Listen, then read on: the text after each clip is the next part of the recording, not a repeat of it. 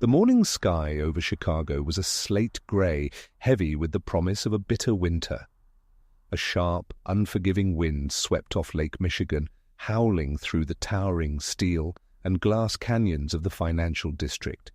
It was the kind of cold that made the city's millions walk with their heads down, eyes fixed firmly on the pavement, ignoring everything but their own destinations. Chloe Jenkins was running. Her breath came in short, visible puffs of white against the freezing air, her flat shoes striking the concrete in a frantic rhythm. She was 20 years old, a young black woman with a face that usually carried a gentle, composed warmth, though right now it was twisted in sheer panic. Her dark, thick curls were pulled back into a flawless, immaculate bun, tightly secured to project the professional image she so desperately needed. But the most important thing she wore was the shirt. It was a crisp, brilliantly white button-down, the cotton stiff and entirely brand new. It was the only expensive piece of clothing she owned, bought with weeks of saved pennies from her weekend shifts at a diner. To anyone else, it was just a shirt. To Chloe, it was her armor. It was her ticket to staying at Vance Enterprise. Today was the day that mattered. The biggest client meeting of the quarter was starting in exactly 14 minutes, and Chloe's entire future, her chance at turning a fragile internship into a permanent lifeline for her struggling family, depended on her walking through those glass doors on time. She turned the corner onto a narrower, quieter side street to cut through the block. The wind whipped violently here, echoing between the brick walls. And that was when she saw it. Parked at a harsh, irregular angle against the curb was an Aston Martin convertible, its cherry-red paint gleaming like a fresh wound against the dull grey of the city. But it wasn't the car that made Chloe's feet stop. It was the man. He was slumped heavily against the rear tire, his head thrown back against the cold metal of the rim.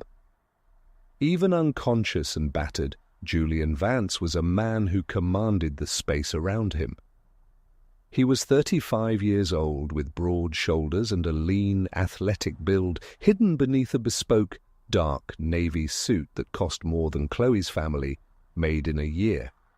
His face held sharp, aristocratic features, a strong, defined jawline and high cheekbones that usually intimidated boardrooms into absolute silence. But right now his skin was an ashen, terrifying pale. A massive, dark stain of blood was spreading rapidly across his white dress shirt and seeping through the expensive wool of his jacket, pooling onto the freezing concrete. Chloe froze. The street wasn't completely empty. A businessman in a tan trench coat walked briskly past, glancing at the bleeding man before pulling his phone to his ear and quickening his pace, pretending he hadn't seen a thing. A woman walking her dog crossed to the opposite side of the street, her eyes averted. The city was too busy, too terrified of complication, to stop for a dying stranger. Chloe looked at her watch. 12 minutes. If she stayed, she would lose the meeting, she would lose the job. She would lose the only chance she had to pull herself out of debt. The man let out a low, ragged groan, his head slipping sideways. He was suffocating on his own fading strength. Chloe didn't think anymore. The corporate world, the meeting, the perfect white shirt, none of it mattered. A human life was bleeding out on the concrete. She dropped her heavy tote bag onto the passenger seat of the open convertible and rushed to his side. "Hey," she said, her voice shaking as she dropped to her knees. The freezing puddle of blood immediately soaked through the fabric of her tailored slacks. "Hey, stay with me! Can you hear me?" Julian did not answer. His breathing was frighteningly shallow. Chloe's hands trembled as she pressed her palms against his abdomen, trying to stem the flow of blood. Instantly, the crimson liquid soaked into her hands and transferred onto the pristine cuffs of her brand-new white shirt.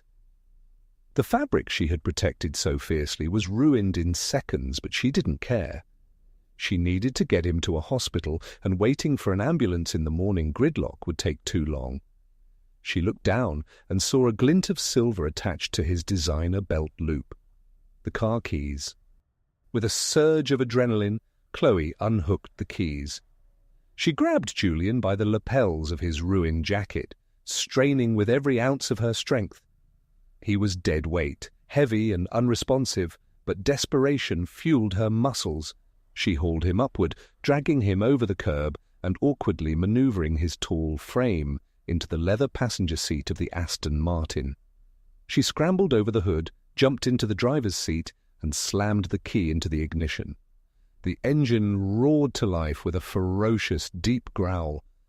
Chloe Jenkins, a 20-year-old intern who had never driven anything more powerful than a beat-up sedan, threw the luxury car into gear and tore away from the curb, her tires screaming against the asphalt as she raced toward the nearest emergency room.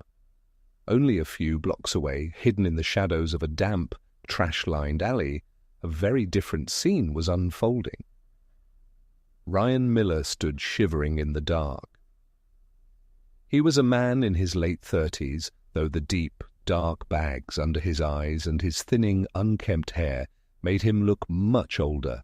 His posture was hunched, his hands shaking violently. Just 1 month ago, Ryan had been a senior analyst at Vance Enterprise, but his profound arrogance and chronic irresponsibility had led to a catastrophic data leak, costing the company millions. He hadn't just been fired, he had been blacklisted. The loss of his prestige and income had completely shattered his fragile ego. The shame didn't make him reflective, it made him venomous. He blamed the CEO, he blamed Julian Vance. Ryan stared down at his trembling, blood-stained hands. He had tracked his former boss, waited in the shadows, and struck in a moment of pure, blinding hatred. Slowly his fingers opened. A hunting knife, its blade slick with fresh blood, dropped from his grip. It clattered against the wet cobblestones, echoing in the quiet alley. Ryan pulled his collar up, his chest heaving with a mix of terror and sick satisfaction, and stumbled away into the shadows of the city. Meanwhile, high above the chaotic streets, inside the gleaming glass towers of Vance Enterprise, the boardroom was an entirely different kind of battlefield. Sarah Sterling sat at the head of the long mahogany table, her eyes fixed sharply on the clock. Sarah was the direct manager of the intern program, a tall, thin woman with an impossibly straight posture and sharp, angular features that seemed carved from ice. She wore a tailored grey suit that offered no warmth. Years of fighting tooth and nail to climb the corporate ladder in a ruthless, male-dominated industry had stripped away her capacity for empathy. She believed in efficiency, punctuality, and absolute obedience. To Sarah, being late wasn't an accident. It was a character flaw, a sign of weakness she refused to tolerate. The digital clock on the wall clicked to 8 a.m. Sarah's cold eyes scanned the room. The senior executives were settling in. The client was waiting on the screen, but one seat at the back remained entirely empty. Chloe Jenkins was not there. Sarah let out a slow, disappointed sigh that was barely audible over the hum of the air conditioning. She did not wonder if there had been an accident. She did not care about the struggles of a young intern trying to make ends meet. She only saw a breach of protocol. Without a word to the rest of the room, Sarah opened her sleek, silver laptop. Her manicured fingers moved across the keyboard with practiced, ruthless precision. She opened the HR portal, located the name Chloe Jenkins, and clicked the red button marked Terminate. An automated email was instantly dispatched to Chloe's inbox, severing her from the company before she had even arrived. Sarah closed the laptop adjusted her glasses, and turned to the clients with a practiced, flawless smile, entirely unaware that the intern she had just fired was currently breaking every speed limit in Chicago to save the life of the very man who owned the building she was sitting in. The screeching halt of the Aston Martin's tires in front of the Chicago General Hospital emergency room was immediately swallowed by the chaotic symphony of sirens and shouting. Chloe Jenkins practically threw herself out of the driver's seat, her voice cracking as she screamed for help. The next few minutes were a blur of blinding fluorescent lights, shouting medical personnel, and the squeak of a rolling gurney. They pulled the bleeding man from the ruined leather seat, rushing him through the swinging double doors of the trauma unit. Chloe tried to follow, but a firm hand pressed against her chest, stopping her in the waiting room. The adrenaline that had fueled her reckless drive suddenly evaporated, leaving behind a bone-deep exhaustion. She collapsed into a hard, uncomfortable plastic chair. The emergency room was a sterile, unforgiving place, smelling sharply of bleach and cheap coffee. Chloe looked down at herself and shuddered. Her immaculate, brand-new white button-down shirt, the symbol of her hard work and desperate ambition, was utterly destroyed. It was soaked through with a terrifying amount of dark, sticky crimson. The blood had begun to dry on her hands, flaking into brown crusts beneath her fingernails. She sat there for hours, the ticking clock on the wall mirroring the anxious pounding of her heart. She didn't leave. She couldn't, even though she knew with absolute certainty that she had missed the meeting and lost her internship. The thought of abandoning a dying stranger to wake up alone in a hospital felt fundamentally wrong.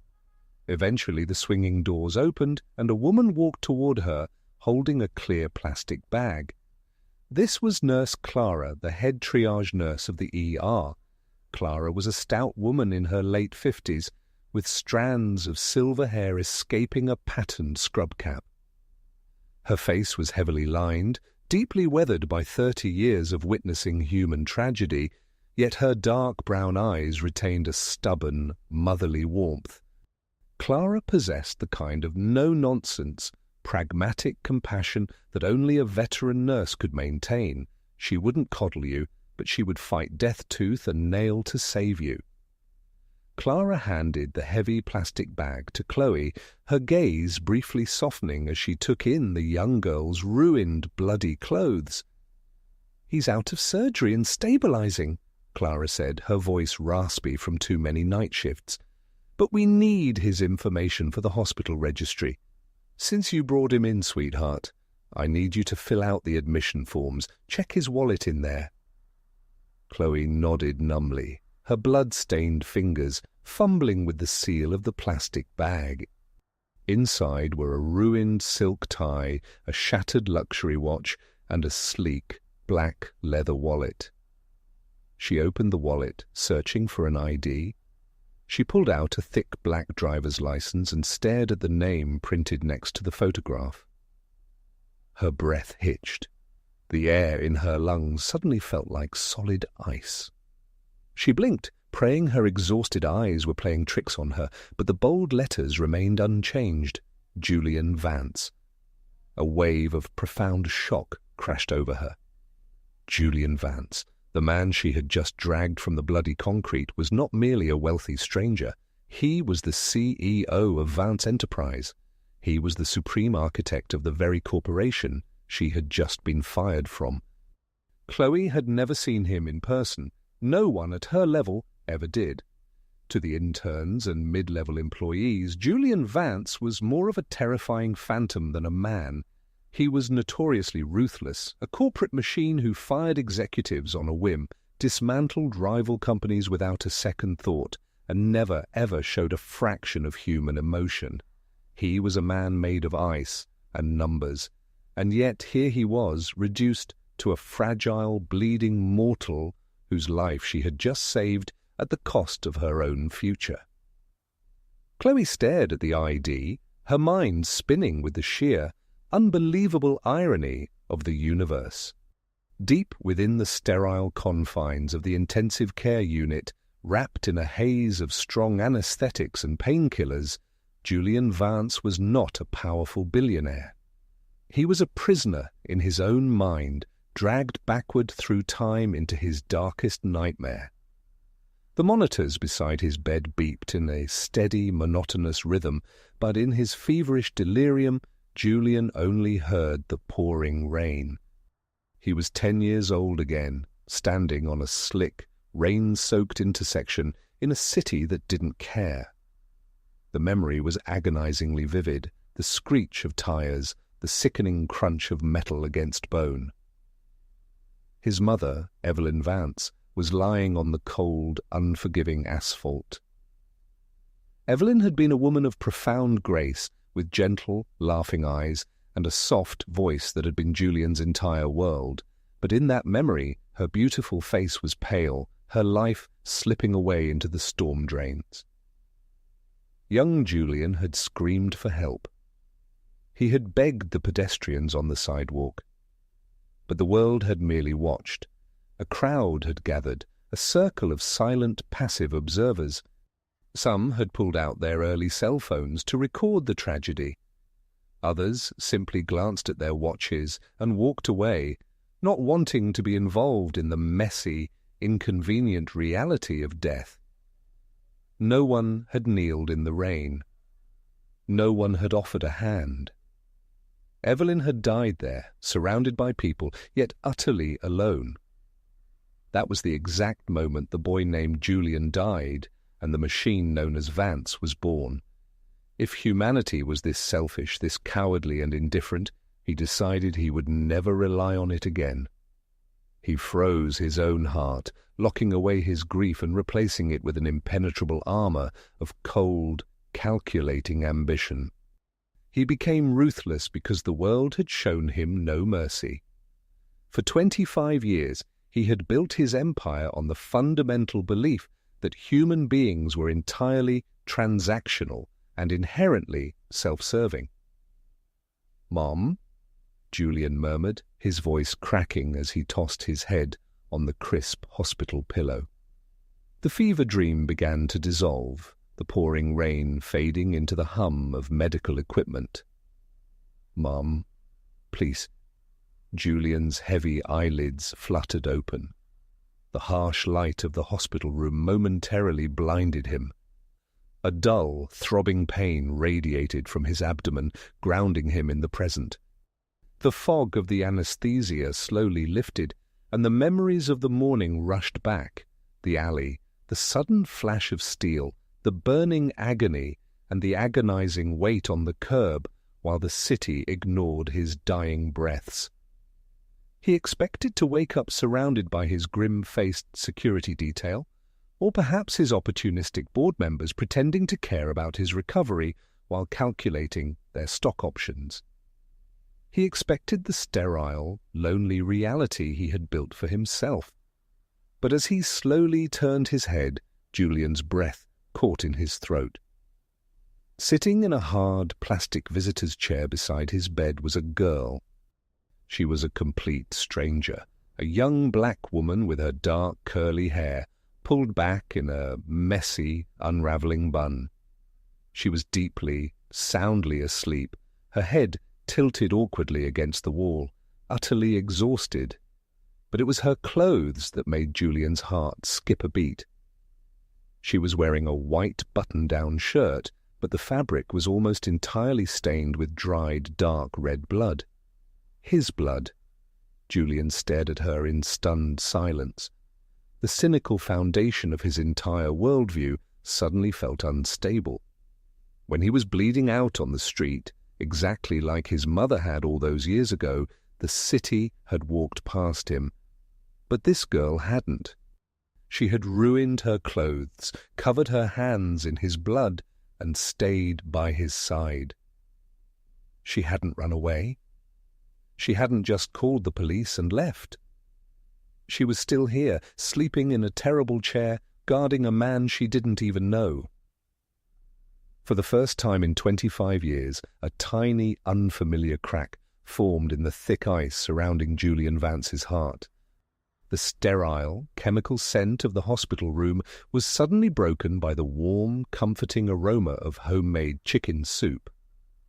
Chloe Jenkins pushed open the heavy wooden door of the VIP recovery suite, carrying a bright yellow insulated thermos and a small plastic bag filled with fresh fruit. It had been 4 days since the chaotic morning she had dragged Julian Vance into the emergency room. Since she had been unceremoniously fired via an automated email, her days were now stretching out in an empty, terrifying expanse. However, when she had peeked into Julian's room on the 2nd day, she had noticed something profoundly sad. Despite being the billionaire CEO of a corporate empire, his room was entirely devoid of visitors, flowers, or get-well cards.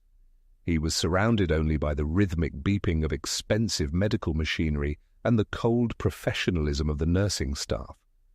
Unable to leave a man to suffer in total isolation, Chloe had quietly appointed herself as his unofficial caretaker. Julian was sitting slightly propped up against the pristine white pillows, his laptop resting precariously on his uninjured thigh. He was a man who despised weakness, especially his own. When Chloe walked in, his sharp, aristocratic features immediately contorted into a deep frown. "I explicitly told the nursing staff I did not want to be disturbed," he snapped, his voice a low, gravelly baritone that usually sent his executives running for cover. He glared at the yellow thermos in her hands as if it were a bomb. "And why are you still here? You saved my life. I will have my lawyers draft a generous compensation package for you. There is no need for this domestic performance." Chloe didn't flinch at his harsh tone. She simply offered him a radiant, entirely genuine smile, pulling up the uncomfortable plastic visitor's chair to his bedside. "Good afternoon to you too, Mr. Vance," she said cheerfully, unscrewing the lid of the thermos. "And you can keep your compensation package. I didn't save your life for a paycheck. Besides, someone needs to make sure you eat something other than hospital gelatin, or you'll never heal properly." She poured the steaming soup into a small bowl, the rich scent of rosemary and slow-cooked broth filling the air. Julian watched her in stunned, irritated silence. In his world, everyone wanted something. Everyone had an angle. Yet this 20-year-old girl, with her wild curls neatly pinned back and a slightly faded sweater, operated on a frequency of selfless kindness he hadn't encountered in decades. He reluctantly accepted the bowl, his defensive walls remaining high, though the soup tasted surprisingly like a warm, distant memory of home. Outside the hospital, however, Chloe's reality was far less warm. The brutal Chicago wind battered her as she walked down the grey, unforgiving sidewalks later that afternoon. Because she was hiding her termination from Julian to avoid stressing him or making him feel guilty, she had to maintain the illusion that everything was fine. In truth, she was in full panic mode. Her family relied on the income she was supposed to make at Vance Enterprise to keep their small apartment. With a stack of freshly printed resumes in her worn tote bag, Chloe spent hours marching from office building to office building, politely asking receptionists for any available entry-level positions, only to be met with sympathetic but firm rejections. When the sun dipped below the skyline, casting long, freezing shadows over the city, Chloe's second life began. She had taken up night shifts at Pete's Diner, a greasy, neon-lit joint on the south side of the city. The diner was managed by Brenda, a woman who looked exactly like she had fought the world and called it a draw.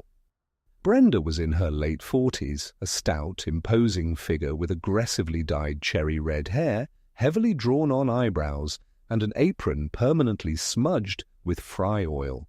Despite her loud, booming voice that barked orders at the cooks, Brenda had a surprisingly soft heart and had hired Chloe on the spot when she saw the desperate look in the girl's eyes.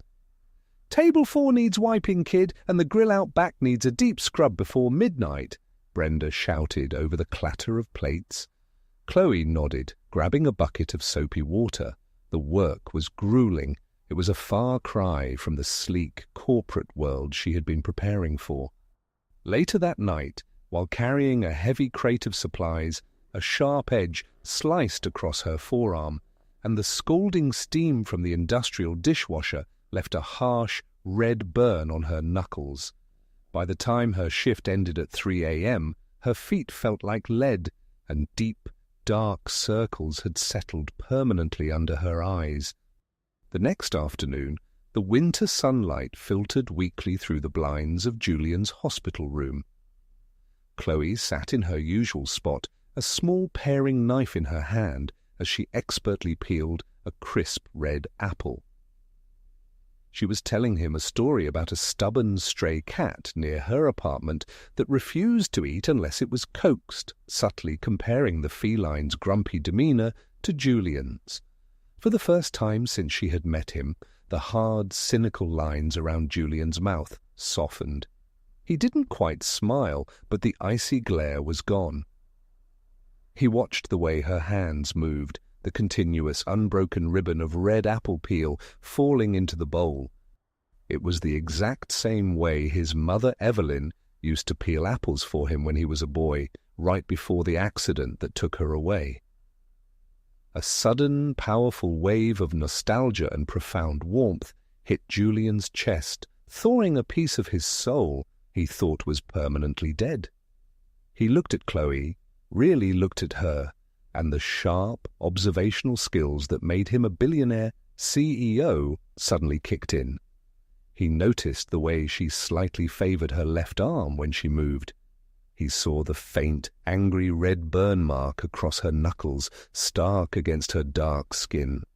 He noticed the tiny, fresh paper cuts on her fingertips and the heavy exhaustion lingering in her beautiful eyes despite her bright, unwavering smile. Julian's brow furrowed. Vance Enterprise has a notoriously strict attendance policy for its internship program, he said slowly, his piercing gaze locking onto hers. Yet you have been here for hours, every single day. And your hands. What happened to your hands? Chloe's peeling knife paused for a fraction of a second. She quickly lowered her hands, hiding them in her lap, and forced a light laugh. "Oh, my manager gave me some remote work days," she lied smoothly, avoiding his intense stare. "And I just got a little clumsy cooking dinner last night. It's nothing, really." Julian did not push the issue, but he wasn't a fool. He knew a lie when he heard one. The pieces rapidly clicked together in his brilliant mind. Absence from the office, the burn marks resembling industrial kitchen work, the paper cuts from handling stacks of documents. She had lost her job. She had likely been fired the very morning she stopped to save his life. Yet instead of demanding her job back or begging him for money, she was spending her days taking care of him, bringing him homemade soup, and smiling through her own hidden exhaustion. The realization struck Julian like a physical blow. The absolute purity of her actions, her quiet, fiercely independent resilience, completely shattered the last remnants of the frozen fortress around his heart. As Chloe handed him the perfectly peeled apple slices, her gentle fingers briefly brushing against his, Julian Vance realized with startling clarity that the cold, isolated world he had lived in for decades was no longer enough. He needed this warmth in his life. Chapter 4. The Protective Embrace. The flickering light of a cheap, static-filled television screen illuminated the squalid, cramped walls of a motel room on the outskirts of Chicago. Ryan Miller sat on the edge of a stained mattress, his hands trembling violently as he stared at the local news broadcast. The scrolling ticker at the bottom of the screen read, "Vance Enterprise CEO Julian Vance survives vicious attack recovering in stable condition. Ryan's breath hitched in his throat, a cold sweat breaking out across his forehead. He had failed. He had plunged the hunting knife into Vance's stomach, twisted it, and left him bleeding in that alley, absolutely certain the tyrant was dead. But Vance was alive, and it was only a matter of time before the billionaire's extensive security network hunted down the man responsible. To understand Ryan's profound desperation, one had to understand the spectacular height from which he had fallen. Just 6 months prior, Ryan had been a rising star, a senior data analyst at Vance Enterprise who wore tailored Italian suits and drove a leased Porsche. He had been charming, deeply arrogant, and entirely addicted to the lavish lifestyle of corporate excess. His downfall was entirely his own making. Drunk on his own perceived invincibility, Ryan had brought his highly classified work laptop to a wild, drug-fueled yacht party hosted by a group of questionable venture capitalists. In his intoxicated stupor, he had left the encrypted device unlocked and unattended. By the time the sun rose, millions of dollars worth of proprietary client data had been stolen, plunging Vance Enterprise into a catastrophic PR nightmare and tanking their stock overnight. Julian Vance had summoned Ryan into his sprawling, glass-walled office the very next morning. Julian had not yelled, he had not shown a single ounce of anger. He had simply looked at Ryan with eyes as dead and cold as the vacuum of space, handing him a termination notice and a massive lawsuit for gross negligence. Ryan had begged, crying and pleading for a second chance, citing his previous years of loyalty. Julian had merely replied, "You are a liability, not an employee. You have 10 minutes to vacate my building." That single, merciless decision had stripped Ryan of everything. He lost his luxury condo, his fiancée left him, and the lawsuit bankrupted his entire family. Driven entirely mad by the harsh, unforgiving reality of the corporate meat grinder, Ryan had completely transferred the blame from his own reckless actions to Julian's utter lack of mercy. Now, trapped in a cheap motel with nothing left to lose, his hatred mutated into a suicidal resolve. He opened a duffel bag on the bed, pulling out a stolen set of blue hospital scrubs, a surgical mask, and a syringe filled with a lethal dose of potassium chloride. He was going to finish the job, and he was going to do it tonight. What Ryan did not know was that Julian Vance was not a man who left his survival to chance. Even lying in a hospital bed, Julian's mind was a brilliant, calculating fortress. He knew the alley attack wasn't a random mugging. His custom Rolex and platinum credit cards had been completely untouched. It was a targeted assassination. Operating strictly under the radar, Julian had secretly contacted Victor Sterling. Victor was Julian's personal head of security, a hulking man in his late 40s with a military background, a shaved head, and a jagged scar slicing cleanly through his left eyebrow. Victor was a man of very few words, but possessed an intimidating, lethal grace. He was fiercely, undeniably loyal to Julian, as the CEO had once quietly paid the exorbitant medical bills for Victor's daughter's leukemia treatment when insurance had refused. Under Julian's direct orders, Victor had coordinated with a trusted, high-ranking contact within the Chicago Police Department. They had intentionally leaked the news of Julian's survival and current location to the press, setting a deliberate trap.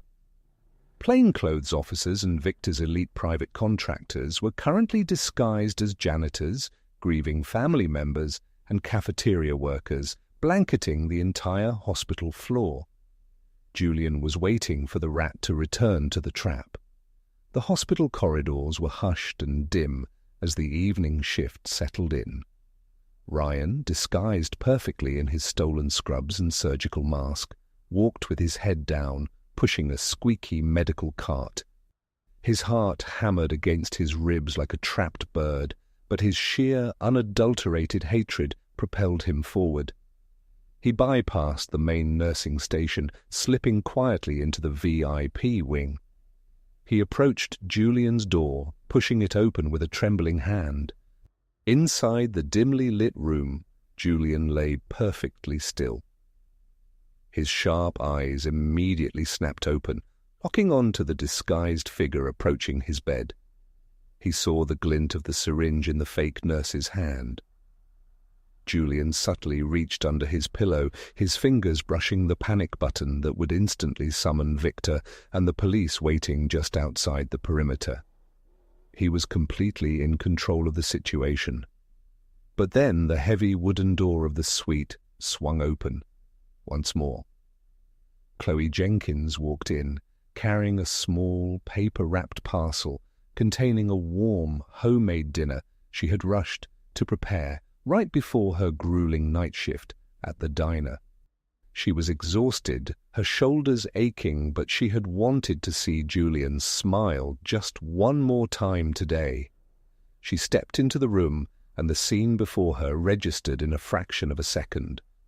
A man in scrubs was leaning over Julian, his hand raised high, gripping a syringe aimed directly at Julian's intravenous line. The man's eyes above the surgical mask were wide, manic, and full of violent intent. Chloe didn't know about the trap. She didn't know about the hidden security or the police waiting in the wings. She only saw the man she cared about in mortal danger. She didn't scream. She didn't hesitate. The paper parcel dropped from her hands, scattering warm food across the sterile linoleum floor. With a fierce, guttural cry, Chloe launched her entire body weight at the assassin. She collided with Ryan just as he brought the needle down, her shoulder slamming hard into his ribs. The sheer, unexpected force of her tackle knocked the breath out of him, and the two of them crashed violently to the floor in a tangle of limbs. Ryan snarled like a cornered animal, thrashing wildly to get her off him. He swung his arm out in a desperate panic, the lethal needles slashing fiercely through the air. The sharp metal caught Chloe's forearm, tearing through her sweater and slicing a deep, painful gash into her skin. "Get off me!" Ryan screamed, his disguise completely falling apart. Before he could strike again, the room absolutely exploded with motion. Julian had smashed the panic button. The door flew off its hinges as Victor Sterling and 3 undercover police officers burst into the suite with terrifying speed. Victor didn't even draw a weapon. He simply grabbed Ryan by the collar of his scrubs, hoisted him into the air, and slammed him brutally against the wall, instantly neutralizing the threat. The police swarmed him, snapping heavy steel cuffs onto his wrists as Ryan kicked and spat, screaming venomous curses about how Julian Vance was a monster who had ruined his life. But Julian wasn't listening to a single word of the assassin's rant. Ignoring the tearing pain in his healing abdomen, Julian ripped the IV line from his hand and practically threw himself out of the hospital bed.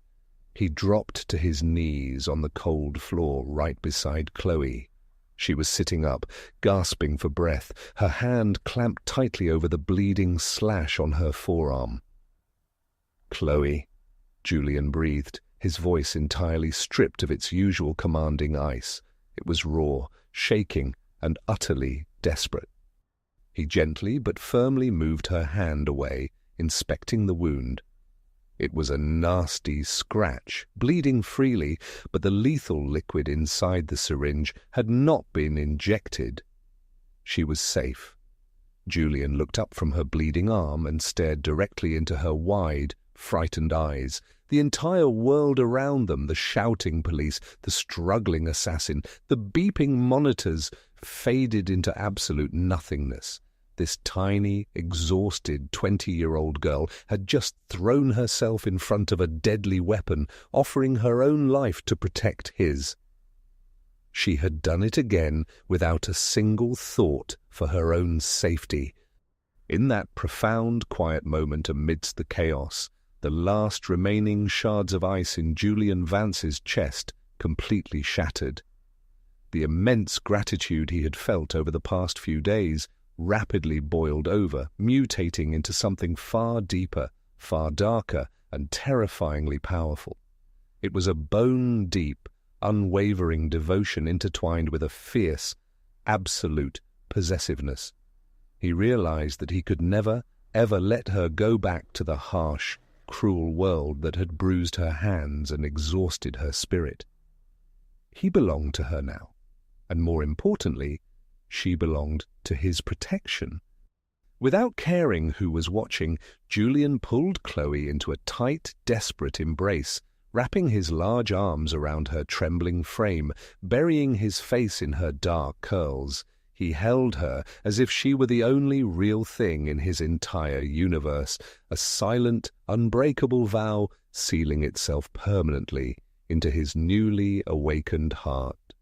1 month had passed since the chaotic, terrifying night in the hospital, and the biting chill of the Chicago winter was slowly beginning to yield to the fragile, hesitant warmth of early spring.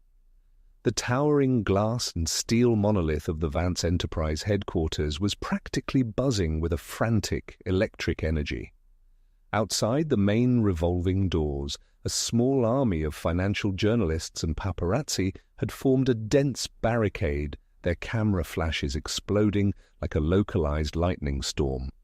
A sleek, bulletproof black Maybach glided smoothly to a halt at the curb. When the rear door opened, the chaotic shouting of the press corps was instantly silenced by the sheer, imposing presence of the man who stepped onto the pavement. Julian Vance had returned.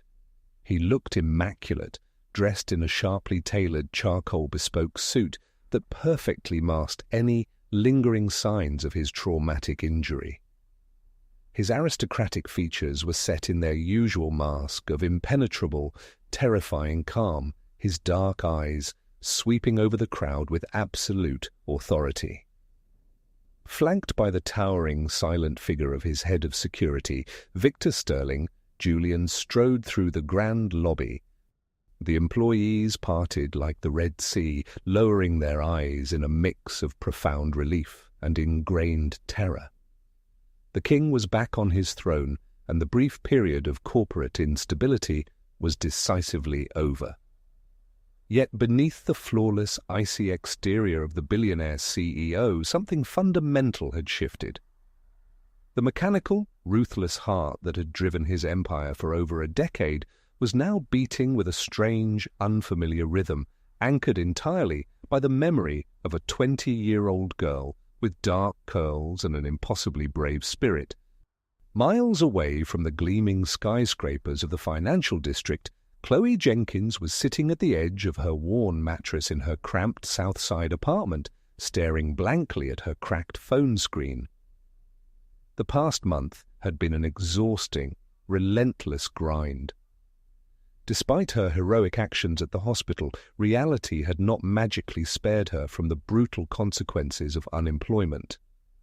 She had continued to work grueling night shifts at Pete's Diner, scrubbing grease from the grills until her hands were raw, while spending her days desperately sending out resumes that seemingly vanished into the void. She was exhausted, her savings were entirely depleted, and the heavy weight of her family's financial survival was crushing her spirits. Suddenly, the sterile ringing of her phone shattered the silence. The caller ID displayed the corporate number of Vance Enterprise. Chloe's heart skipped a nervous beat when she answered. A clipped, professional voice from the Human Resources Department informed her that there was an administrative discrepancy regarding her termination, and she was required to come to the headquarters immediately to finalize her internship paperwork and sign a standard non-disclosure agreement. A heavy sigh escaped her lips. She dreaded returning to the place that had crushed her dreams, but she had no choice. She carefully dressed in her only remaining professional outfit, a modest, slightly faded navy blue blazer, and a neat pencil skirt, her dark, thick curls pinned back into their signature tidy bun, and began the long commute downtown, bracing herself for a final, humiliating dismissal. When Chloe nervously pushed through the grand revolving doors of Vance Enterprise an hour later, she felt entirely out of place, shrinking under the polished, opulent grandeur of the marble lobby. She approached the front desk, expecting to be directed to the bleak, fluorescent-lit cubicles of the HR department on the 4th floor. Instead, the receptionist's eyes widened slightly upon hearing her name. Before Chloe could process the reaction, the imposing figure of Victor Sterling materialized beside her, offering a respectful nod. "Miss Jenkins," the massive security chief said, his usually gruff voice surprisingly gentle. "Please come with me." Rather than taking the standard staff elevators, Victor escorted the bewildered 20-year-old to the private, gold-trimmed executive lift, inserting a specialized keycard that sent them soaring smoothly to the 60th floor, the absolute apex of the corporate hierarchy. The elevator doors chimed open to reveal the lavish, glass-walled executive boardroom. Inside, the highest-ranking directors of the company were seated around a massive mahogany table. At the center of the room stood Sarah Sterling, the icy, ruthlessly efficient senior manager who had fired Chloe via a cold, automated email a month prior. Sarah was in the middle of a complex financial presentation, but her sharp words completely died in her throat when the heavy double doors opened and Chloe Jenkins, looking incredibly timid and clutching her worn tote bag, was gently ushered into the room. Sitting at the head of the long table, radiating absolute power and control, was Julian Vance. The entire boardroom plunged into a deafening, suffocating silence. The executives exchanged deeply confused glances, wondering why a terminated entry-level intern had just interrupted an elite C-suite briefing. Julian slowly stood up, his dark eyes locking onto Chloe, with a gaze so intensely warm and fiercely protective that it practically burned through the freezing atmosphere of the room. He walked around the table, stopping right beside the nervous young woman. "Ladies and gentlemen," Julian's commanding baritone echoed off the glass walls, demanding absolute attention. "I am making a structural addition to the executive office, effective immediately. This is Miss Chloe Jenkins. From this moment forward, she will serve as my special assistant. She will have full executive clearance, she will report exclusively to me, and her directives are to be treated with the exact same weight as my own." A collective, stunned gasp rippled through the room. A 20-year-old intern without a college degree was being instantly elevated to the most coveted, powerful support position in the entire conglomerate. Sarah Sterling's impeccably powdered face turned a ghastly, sickly shade of pale. Panic and profound indignation warring in her cold eyes, Sarah foolishly stepped forward, her voice trembling with barely suppressed outrage. "Mr. Vance, with all due respect, there must be a massive mistake. This girl is entirely unqualified. She was officially terminated from the internship program last month for gross insubordination. She completely abandoned her post and failed to show up for the quarter's most critical client meeting." The temperature in the room seemingly plummeted to sub-zero as Julian turned his gaze towards Sarah. The faint warmth in his eyes vanished, replaced by the terrifying, merciless predator that had built the Vance empire. "She missed that meeting, Sarah," Julian said, his voice dropping to a deadly, quiet whisper that made every highly paid executive in the room hold their breath, "because she was busy pulling my bleeding, dying body from the pavement while the rest of the city walked by. She sacrificed her career, a career you viciously terminated without a single inquiry into her absence, to save my life." Sarah's jaw dropped in absolute horror. She stumbled backward, her confident posture completely shattering as the reality of her colossal mistake crushed her. I didn't know, sir," she stammered weakly, her entire career flashing before her eyes.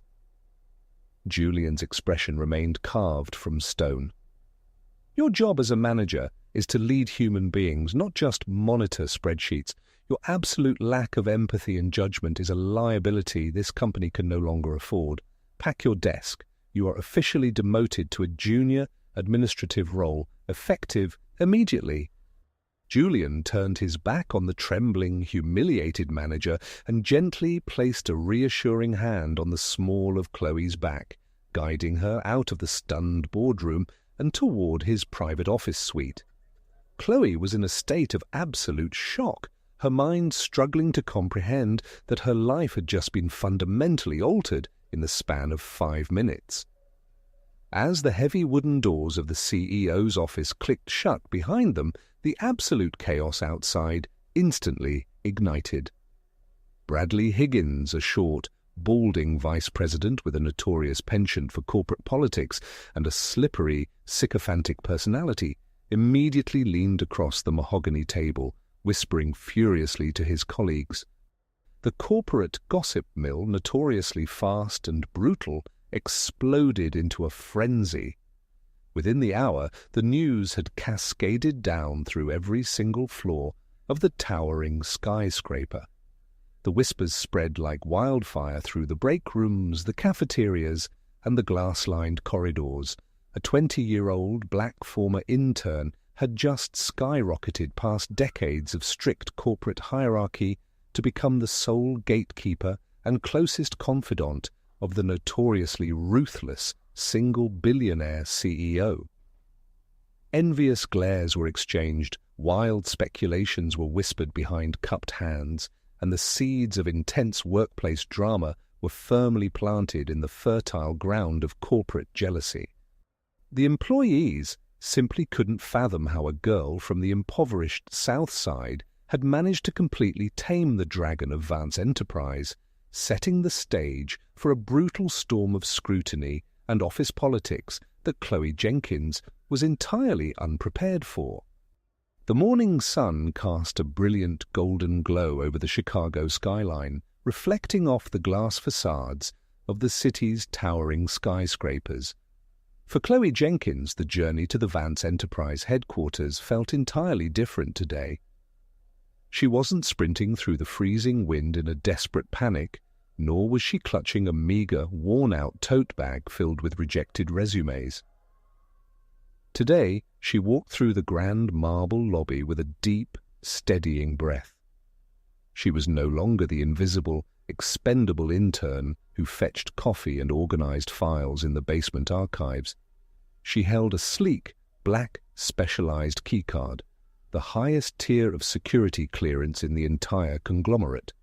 As she stepped into the private executive elevator and pressed the button for the 60th floor, the quiet hum of the machinery felt like the heartbeat of a completely new life. The doors chimed open to reveal the hushed, deeply intimidating realm of the C-suite. Her new workspace was not a cramped cubicle hidden behind a printer station. It was a sprawling, magnificent private office situated directly adjacent to the CEO's master suite.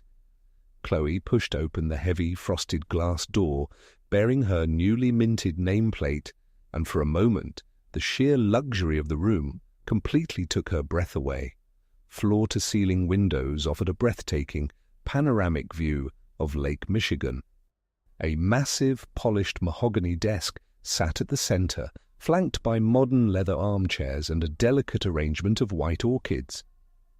It was a space designed for power, an intimidating throne for the second most influential person in the building. But it was what lay on the center of the desk that immediately captured her attention.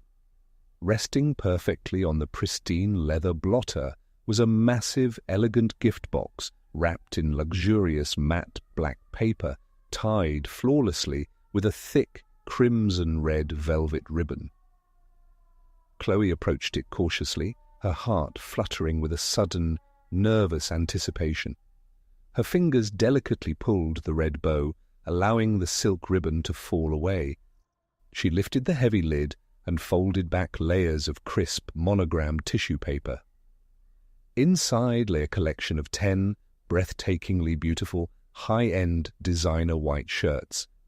They were not standard, stiff, corporate button-downs. Each piece was a masterclass in haute couture, crafted from the finest French silks and breathable Italian cottons, featuring delicate draping, elegant collars, and sophisticated cuts specifically tailored to flatter a woman's silhouette. The pristine, snowy white fabric would stand out magnificently against her dark, radiant skin, a clear, thoughtful homage to the single, ruined shirt she had sacrificed on the bloody pavement a month ago. Resting delicately on top of the immaculate garments was a thick piece of premium cardstock. Chloe picked it up. The handwriting was sharp, angular, and deeply authoritative, the undeniable script of a man used to signing multi-million-dollar acquisitions, but the words themselves carried a profound, earth-shattering vulnerability. It read, "Your bravery that day saved my life. Let me take care of you from now on." A sudden, overwhelming wave of emotion swelled in Chloe's chest. Her eyes misted over, the exhaustion and fear of the past few weeks instantly evaporating under the weight of such profound, unexpected tenderness. "I noticed you favored the classic white," a low, resonant voice murmured. Chloe gasped softly and looked up. Julian Vance was leaning casually against the doorframe of her office, his hands tucked loosely into the pockets of his tailored navy trousers. He was not wearing his signature, terrifyingly cold glare. Instead, his aristocratic features were softened by a gentle, genuinely warm smile, an expression so relaxed, so incredibly human, that his board of directors would have thought it was a hallucination. The rigid, terrifying billionaire who ruled Chicago's financial district with an iron fist was completely gone, replaced by a man looking at the woman he cared for with absolute, unwavering devotion. He stepped into the room, closing the door behind him, entirely unconcerned with corporate decorum. Chloe's heart raced as he closed the distance between them, his dark eyes locked onto hers, offering a silent, powerful promise of protection, gratitude, and a deeply passionate affection that was only just beginning to bloom. It was the perfect fairy tale ending to the darkest chapter of their lives, a quiet sanctuary built for two people who had miraculously healed each other's deepest wounds. However, the glass walls of Vance Enterprise were designed for transparency, and in the ruthless world of corporate warfare, secrets rarely remained hidden for long. Standing in the dimly lit executive corridor, perfectly positioned in the shadows just outside Chloe's office, was Vanessa Kensington. Vanessa was the newly appointed Director of Public Relations, a woman whose beauty was as striking as it was dangerous. She was in her late 20s, tall and statuesque, with sleek, meticulously styled auburn hair that fell over her shoulders like liquid copper, and piercing emerald-green eyes that calculated the exact value of everyone she met. Today she wore a sharp, crimson designer suit that screamed of old money and predatory ambition. Vanessa was the heir to a formidable political family, raised in the highest echelons of society and groomed from birth to marry a man of Julian Vance's immense stature. She was fiercely intelligent, charming when it suited her, and absolutely ruthless to anyone she deemed beneath her social class. For the past 3 years, she had meticulously curated her professional and personal image, positioning herself as the indispensable, elegant corporate partner that Julian would inevitably realize he needed to marry.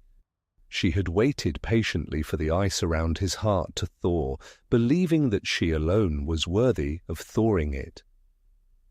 Vanessa's perfectly manicured hands clenched tightly around the leather folder she was carrying. Through the slight gap in the blinds, she watched the impossible unfold. She saw the infamous cold-blooded Julian Vance smiling. She saw the way he looked at the 20-year-old former intern, a girl from the impoverished South Side, a girl without a pedigree, a girl who didn't even know which fork to use at a gala dinner. The sheer, blinding jealousy that ignited in Vanessa's chest was toxic and absolute. Her emerald eyes narrowed into tiny venomous slits, shooting daggers through the glass at Chloe's unsuspecting back. This was an intolerable insult to her pride, her class, and her meticulously crafted future.